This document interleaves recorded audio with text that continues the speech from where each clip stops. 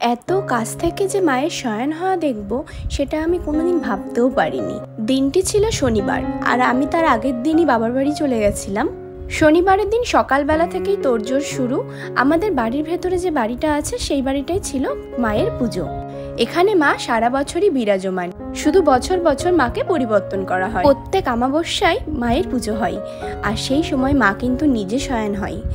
এই দিনটি ছিল বৈশাখ মাসের লাস্ট মঙ্গলবার, তো সেই জন্য মায়ের পরিবর্তন করা হয়। সকালবেলা স্নান সেরে আমি চলে গিয়েছিলাম বৌদিদের বাড়ি। সেখানে গিয়ে পুজোর তোড়জোড় শুরু, সবাই যে যার মতো কাজে ব্যস্ত ছিল। তারপর মা চলে আসলো।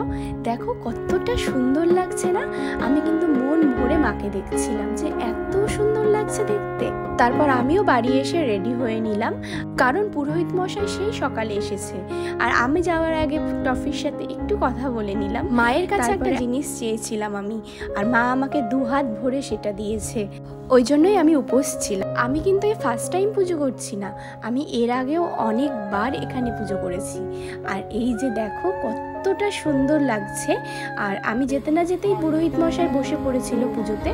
আর দেখতে পাচ্ছ, এটা হচ্ছে বৌদি, আর বৌদির কিন্তু নিজে মা শয়ন হয়। তোমরা সেই দৃশ্যটা একটু তোমাদের সামনে তুলে ধরলাম। দেখো এই দৃশ্য দেখার জন্য কত জায়গার থেকে লোক আসে। আর একটা কথা, সবাই সবার মনের ইচ্ছে এখানে জানায়, আর সবার মনের ইচ্ছে পূরণও হয়। আর একদিকে কিন্তু খাওয়া দাওয়ার ব্যবস্থা ছিল, গ্রামের প্রত্যেকটা লোকের নেমন্তন্ন ছিল এই দিনকে। আর এই যে বটগাছটা, এটা কিন্তু অনেক দিনকার।